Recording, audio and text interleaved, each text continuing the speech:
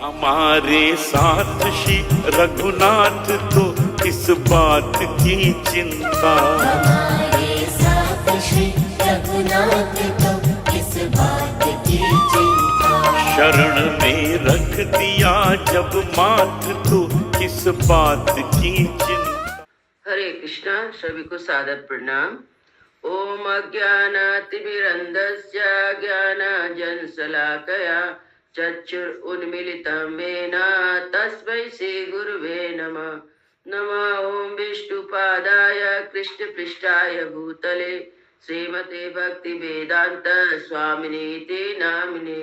नमस्ते सरस्वते देवी गौरवाणी प्रचारिणे निर्विशेष शून्यवादी पाश्चात्यदेशतारिणे। हे कृष्ण करुणा सिंधु दीन बंधु जगतपते गोपेश गोपिका कांता राधा कांता नमस्तुते। तप्त कांचन गौरांगी राधे वृंदावनेश्वरी विश्वानुसुते देवी प्रणमामि हरि प्रिये। शिला प्रभुपाद की जय।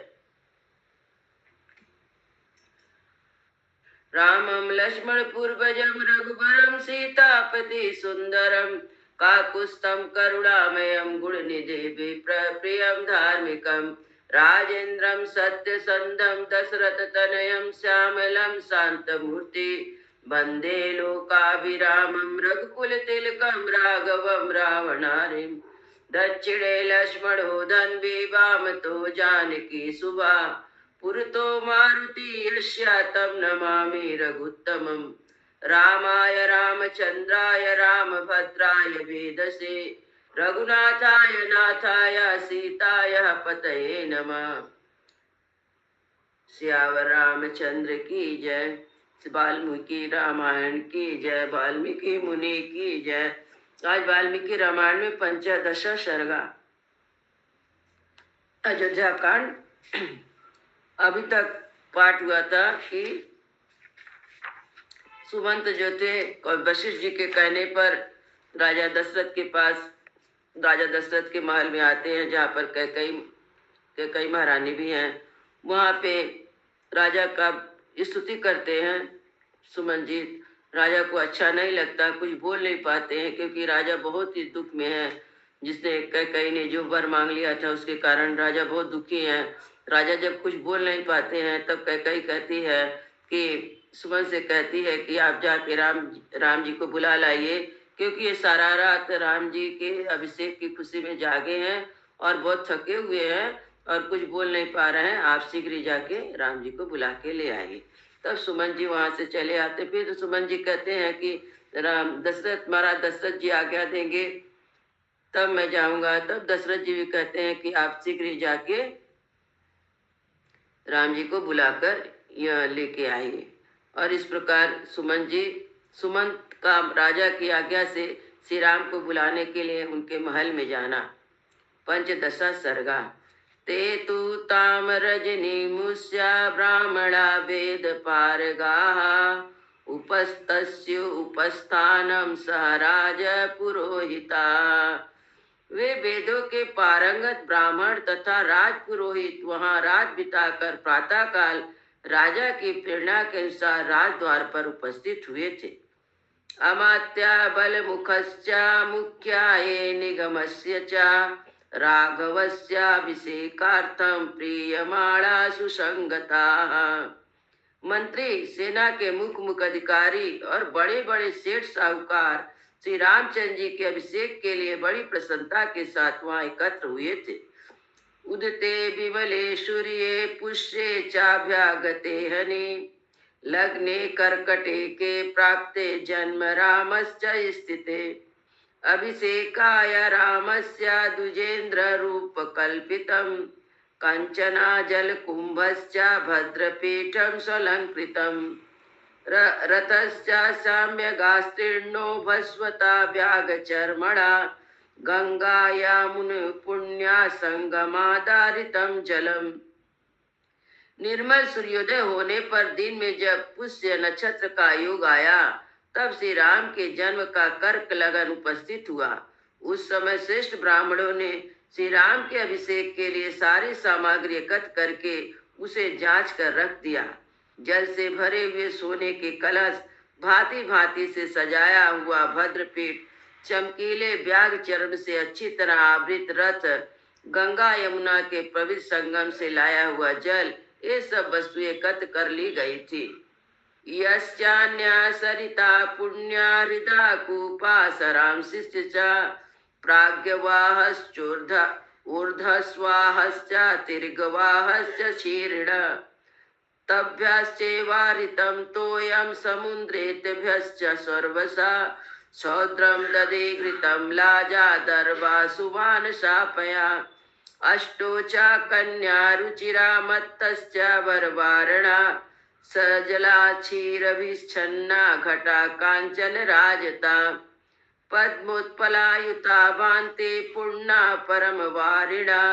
इसके सिवा जो अन्य नदियां, पवित्र जलाशय, कूप और सरोवर है, तथा जो पूर्व की ओर बहने वाली गोदावरी तथा कावेरी आदि नदियां हैं, ऊपर की ओर प्रवाह वाले जो ब्रह्मवृत आदि सरोवर हैं, और दक्षिण और उत्तर के बहने वाले जो गंडकी एवं सोभद्र आदि नदियां हैं, जिनमें दूध के समान निर्मल जल भरा रहता है, उन सबसे और समस्त समुद्रों से भी लाया हुआ जल वहाँ संग्रह करके रखा गया था। इनके अतिरिक्त दूध, दही, घी, मधु, लावा, कुश, फूल, 8 सुंदर कन्याएं, मदमत गजराज, दूध वाले वृक्षों के पल्लव से ढके हुए सोने चांदी के जल पूर्ण कलश भी वहाँ विराजमान थे, जो उत्तम जल से भरे होने के साथ ही पद्म और उत्पल से संयुक्त होने के कारण बड़ी शोभा पा रहे थे। चंद्राम सुविकचा प्रख्यां पांडुरम रत्न विभूषितम सज्जम तिष्ठते रामस्य बाल व्यजनम उत्तमम। श्री राम के लिए चंद्रमा के किरणें के समान विकसित कांति से युक्त श्वेत पीत वर्ण का रत्न जटित उत्तम चवर सुसज्जित रूप से रखा हुआ था। चंद्रमंडल संकाशम आतपत्रम च पांडुरम सज्जम धुतिकरम श्रीमद अभिषेकम पुष्पसरम। चंद्रमंडल के समान सुसज्जित श्वेत छत्र भी अभिषेक सामग्री के साथ शोभा पा रहा था, जो परम सुंदर और प्रकाश फैलाने वाला था। पांडुरंगश्च वृषसज्जा पांडुरस्वश्च संस्थिता। सुसज्जित श्वेत वृषभ और श्वेत अश्व भी खड़े थे। वादित्राणि च सर्वाणि बंदिनिश्च तथा परे इच्छा कुणा यथा राज्ये संवृत्याभिषेचनम तथा जातीयमादाय राजपुत्राभिषेचनम ते राजवचन तत्र संवेता महीपते। सब प्रकार के बाजे मौजूद थे, स्तुति पाठ करने वाले बंदी तथा अन्मागत आदि भी उपस्थित थे। इच्छा को बंसी राजाओं के राज में जैसे अभिषेक सामग्री का संग्रह होना चाहिए, राजकुमार के अभिषेक की वैसे ही सामग्री साथ लेकर वे सब लोग महाराज दशरथ की आज्ञा के अनुसार वहां उनके दर्शन करने के लिए एकत्र हुए थे। अपयस्यन्तो अब्रुवन् को नूराग्यो न प्रतिवेदयेत् न पश्यामश्च राजानामुदितस्दिवाकर यौवराजाभिषेकश्च सज्जो रामस्य धीमता। राजा को द्वार पर ना देखकर वे लोग कहने लगे, कौन महाराज के पास जाकर हमारे आगमन की सूचना देगा? हम महाराज को यहाँ नहीं देखते हैं तो सूर्योदय हो गया है और बुद्धिमान श्री राम के राज्याभिषेक की सारी सामग्रियां भी जुट गई है। इति तेषु ब्रुवाणेषु सर्वां तांश्च महीपतिन् आब्रवीत तानीदं वाक्यं सुमंत्रो राजसत्कृता। वे सब लोग इस प्रकार बातें कर रहे थे। उस समय राजा द्वारा सम्मानित सुमंत वहां खड़े हुए उन समस्त भूपतियों से यह बात कही। रामं राज्ञो नियोगेन त्वरया प्रतितो हि हम पूज्यो राज्ञो भगवन्तश्च रामश्च विशेषता अयं पृच्छामि वचना सुखम आयुष्यतामहम्। मैं महाराज की आज्ञा से राम को बुलाने के लिए तुरंत जा रहा हूँ। आप सब लोग महाराज तथा विशेषता श्री रामचंद्र जी के पूजनीय हैं। मैं उन्हीं की ओर से आप समस्त चिरंजीव पुरुषों को कुशल समाचार पूछ रहा हूँ। आप लोग सुख से है ना? राज्ञा सम्प्रति बुद्धश्च चानागम गमन कारणम् इत्युक्त्वा क्वान्तपुरद्वारम् आजागाम पुराणवित्।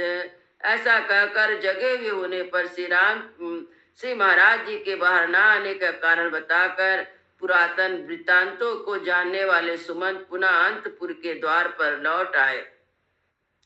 सदा सत्य च तत्वेशं सुमंत्रा प्रविश्य तुष्टावास सदा वंशी प्रविश्य सा बिमा विषांपते। वह राजभवन सुमंत के लिए सदा खुला रहता था। उन्हें भीतर प्रवेश किया और प्रवेश करके महाराज के वंश की स्तुति की।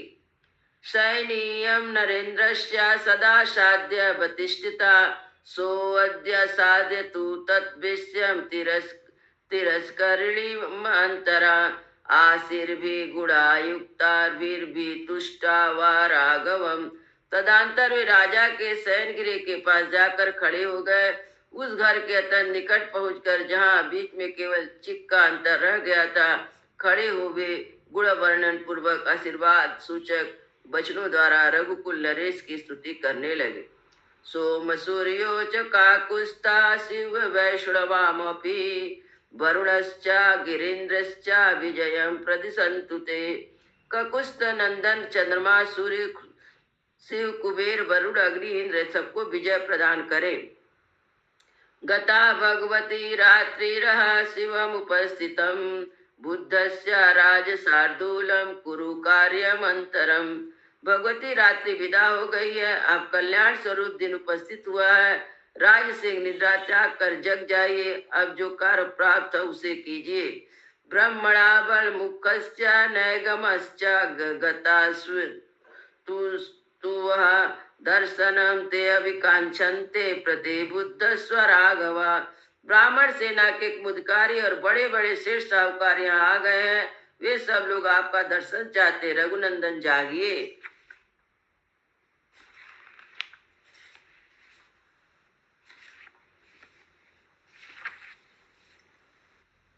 स्तुवन्त तं तथा सूतं सुमंत्र मंत्र कोविदा प्रतिबुद्ध्या ततो राजा इदं वचनम अब्रवीत।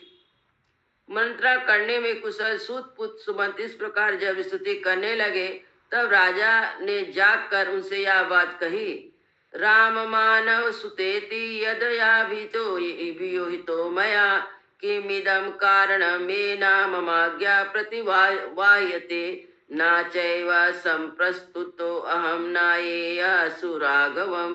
सूत श्री राम जी को बुला लाओ, या तो जो मैंने तुमसे कहा था उसका पालन क्यों नहीं हुआ? ऐसा कौन सा कारण है जिससे मेरी आज्ञा का उल्लंघन किया जा रहा है? मैं सोया नहीं हूँ, तुम श्री राम को शीघ्र यहाँ बुला लाओ। इति राजा दशरथा सूतम तंत्रन वसात पुनः सा राजा वचनम सुत्वा शीर्षा प्रति पूज्यतम। निर्जगाम निपावासान मन्यमान प्रियम महत् प्रपन्नो राज्य मार्गम चा पातका ध्वज शोभितम। इस प्रकार राजा दशरथ ने जब सूत को फिर उपदेश दिया, तब वे राजा की वह आज्ञा सुनकर सिर झुकाकर उनका सम्मान करते हुए राजभवन से बाहर निकल गए। वे मन ही मन अपना महान प्रियकार हुआ मानने लगे। राजभवन से निकलकर सुमंत ध्वजा पातकाओं से सुशोभित राजमार्ग पर आ गए। दिष्टा प्रभुत सूतो जगामासु विलोकयन् तासूद तत्र शुशावा रामादि कारणा कथा अभिषेचन संयुक्ता स्वर्गलोकस्य दृष्टवता। वे हर्ष और उल्लास में भरकर सब और दृष्टि डालते हुए शीघ्रता पूर्वक आगे बढ़ने लगे। सूत सुमंत वहां मार्ग में सब लोगों के मुंह से श्री राम के राज्य अभिषेक की आनंददायी बातें सुनते जा रहे थे। ततो ददर्श रुचिरम कैलासा सदृशम प्रभम राम वेश्यम सुमंत्रस्तु शक्रवेशम समाप्रभम महाकपाट पिहितम वितदृष्टता शोभितम। तदंतर सुमंत को श्री राम जी का सुंदर भवन दिखाई दिया, जो कैलाश पर्वत के समान श्वेत प्रभा से प्रकाशित हो रहा था। इंद्र भवन के समान दीप्तिमान था। उसका फाटक विशाल किवाड़ों से बंद था। उसके भीतर का छोटा सा द्वार ही खुला हुआ था। सैकड़ों वेदिकाएं उस भवन की शोभा बढ़ा रहे थे। कांचन प्रतिमेकाग्रम मणिभिद्रुम तोरणम शारदा भृग घनस्प्रख्यम दीप्तम मेरु गुहासमम। उसका मुख्य अग्रभाग सोने की देव प्रतिमाओं से अलंकृत था। उसके बाहर फाटकों में मणि और मूंगे जड़े हुए थे। सारा भवन शरद ऋतु के बादलों की भांति श्वेत कांति से युक्त, दीप्तिमान और मेरु पर्वत की कंदरा के समान शोभायमान था। मणि भी वरमाला माल्यानाम सुमहत अलंकृतम मुक्ता मणि भी आकीर्णा चंदन गुरुभूषितम। सुवर्ण पुष्पों की मालाओं के बीच बीच में पिरोई बहुमूल्य मणियों की वह भवन सजा हुआ था। दीवारों को जड़ी मुक्ता मणि व्याप्त होकर जगमगा रहा था। वहां मोती और मणियों के भंडार भी हुए थे। चंदन और अगर की सुगंध उसकी शोभा बढ़ा रहे थे। गंधान मनोज्ञान विसिद्धादुरम विशीकरम त्यता सारसश्च मयूरश्च विनयदभि विराजितम। वह भवन मलयाचल के समीपवर्ती ददुर नामक चंदनगिरी के शिखर की भांति सब ओर से मनोहर सुगंधित बिखेर रहा था। कलरव करते हुए सारस और मयूर आदि पक्षी शोभा वृद्धि कर रहे थे। सकृते मृगा किरणाम उत्कीर्णा भक्ति विस्तता मनश्चक्षुश्च भूतानाम ददतम तिग्मतेस्त तेजसा। सोने आदि की सुंदर ढंग से बने हुए भेड़ियों की मूर्ति से व्याप्त था। शिल्पियों ने उसकी दीवारों में बड़ी सुंदर नक्काशी की थी। वह अपनी उत्कृष्ट शोभा से समस्त प्राणियों के मन और नेत्रों को स्टिश कर लेता। चंद्र भास्कर शंकासम कुबेर भवनोपमम महेंद्र धाम प्रतिमम नाना पच्ची समाकुलम। चंद्रमा और सूर्य के समान तेजस्वी, कुबेर भवन के समान अक्षय, संपत्ति पूर्ण इंद्र धाम के समान भर मनोहर श्री राम भवन में नाना प्रकार के पक्षी चहक रहे थे। मेरु सिंह समाभूता राम वेश ददर्श उपस्थिते ही समाकीर्णे जने ही अंजलि कार्य भी। सुमन देखा श्री राम का महल मेरु पर्वत के शिखर की भांति शोभा पा रहा। हाथ जोड़कर श्री राम की वंदना करने के लिए उपस्थित हुआ असंख्य मनुष्य से वह भरा हुआ था। उपादाया समाक्रांते तथा जाने पदे जने राम अभिषेकम सुमुखे ही उन्मुखे ही समालंकृतम। भांति भांति को पार लेकर जनपद निवासी मनुष्य वहां पर पहुंचे थे। श्री राम के अभिषेक का समाचार सुनकर उनके मुख प्रसन्नता से खिल उठे थे। वे सब उत्सव को देखने के लिए उत्कंठित थे। महामेघ संप्राख्याम उदग्रम सुविराजितम नाना रत्न समाकीर्णम कुब्जा के चावृतम। विशाल राजभवन शेख मेघ मंडल के समान ऊंचा सुंदर शोभा से संपन्न था। उसकी दीवारों में नाना प्रकार के रत्न जड़े गए थे। नासा बाजे युक्तेन रतेन सारथि समाकुलम राजकुलम विराजयन बरूथिना राजगृहाभि पातिना पुरस्सर्वस्य मानसि हर्षयन् तथा समासाद्य महाधनं महत् प्रहिष्टरोमास बभूव सारथि मृगे मयूरश्च समाकुर्णो वलं गृहे वरहश्च सचिपतेरिव। उत्तम वस्तु को प्राप्त करके अधिकारी श्री राम के महान समृद्ध विशाल भवन सचिपति इंद्र के भवन की भांति सुशोभित होता था। उधर इधर फैले हुए मृग मयूर उनकी शोभा और भी बढ़ गई थी। वहां पहुंचकर सारथी सुमंत के शरीर में अधिक हर्ष के कारण रोमांच हुआ। सा तत्र कैलासा निवास्वलंकृता प्रविश्य कक्षा त्रिशा दशालयोपमा प्रियान वरान राम मते स्थितान बहून व्यापोहा शुद्धांतम उपस्थितो रति। वह कैलाश और के समान दिव्य जुग शोभा से युग सुंदर सजी हुई अनेक ड्योढ़ियों को लाभ कर श्री रामचंद्र जी की आज्ञा में चलने वाले बहुत से श्रेष्ठ मनुष्य को बीच से छोड़ते हुए रस सहित सुमंत अंतपुर के द्वार पर उपस्थित हुए। सा तत्र शुषावाचा हर्षयुता रामाभिषेकार्थम किता जनानाम नरेंद्र सूनो अभिमंगलार्थम स्ववर्ष्ट लोकस्य गिरा प्रहिष्टा उस स्थान पर राम के अभिषेक संबंधी कर्म करने वाले लोगों को हर्ष भरी बातें सुनी, जो राजकुमार श्री राम के लिए सब ओर से मंगल कामना करती थी। इस प्रकार उन्होंने अन्य सब लोगों से भी हर्षोल्लास परिपूर्ण वार्ता को श्रवण किया। मंत्रेण साध्य पतिताम च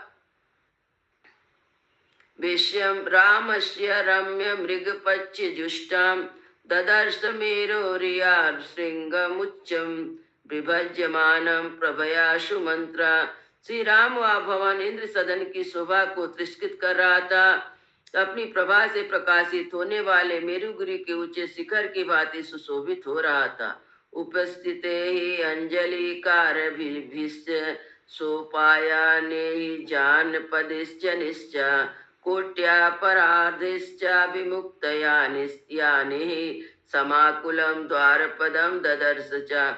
उस भवन के द्वार पर पहुंचकर सुमंत ने देखा, श्री राम की वंदना के लिए हाथ जोड़े उपस्थित हुए जनपदवासी मनुष्य अपने सवारियों से उतरकर हाथ में भांति भांति के उपहार लिए करोड़ों और परार्धों की संख्या में खड़े थे, जिससे वहां बड़ी भारी भीड़ लग गई थी।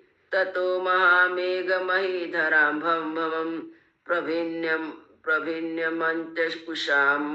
कुशामत्यशाह्यम रामोपहावाम रुचिरं ददर्शः शत्रुजयम नागम उदगकायम। तदंतर उन्हें राम जी की सवारी में आने वाले सुंदर शत्रुजन नामक विशाल का गजराज को देखा, जो महान मेघ सहित पर्वत के समान प्रतीत होता था। उसके गंडस्थल से मद की धारा बह रही थी। वह अंकुश से काबू में आने वाला नहीं था। उसका वेग शत्रुओं के लिए अत्यंत असह्य था। उसका जैसा नाम था वैसा गुण भी था। स्वलंकृतां सारस्वतान् सकुंजरा नामत्य मुखश्च ददर्श बलवान् बेहुपयो सूत सहितान् समन्तता समुद्रमंतपुरामाविश्य। उन्होंने वहां राजा के परम प्रिय मुख्य मंत्रियों को भी साथ उपस्थित हुआ देख, जो सुंदर वस्त्राभूषण से विशोभित थे, घोड़े और राथियों के साथ वहां गए। सुमंत ने उन सबको एक ओर हटाकर स्वयं श्री राम के समीपशाली अंतपुरी में प्रवेश किया। ततो अदृक्कुटाचला मेघ सन्निभम महाभिमानोपमेश्वर संयुतम आवर्यमाणा प्रविशा सारथि प्रभूत रत्नम मकरो यथा वर्णम। जैसे मगर प्रचुर रत्न से भरे समुद्र में बेरोक टोक प्रवेश करता है, उसी प्रकार सारथी सुमन ने पर्वत शिखर पर आरूढ़ हुए अविचल मेघ के समान शोभामान महान विमान के सदृश तुरंत गृहों से संयुक्त तथा प्रचुर रत्न भंडार से प्रभुष महल में बिना किसी रोक टोक के प्रवेश किया। इतरते श्रीमद् रामायणे वाल्मीकि आदि का अयोध्या कांड पंचदशा सर्गा। इस प्रकार श्री वाल्मीकि निर्मित आश्रमाण आदि काव्य के अयोध्या कांड में 15वां सर्ग पूरा हुआ। मंगल भवनय मंगल हारी द्रवहु सुदशरथय जिर बिहारी। राम सिया राम जय जय राम। राम सिया राम जय जय राम। श्याम रामचंद्र की जय। पवन सुत हनुमान की जय। जय जय सीताराम।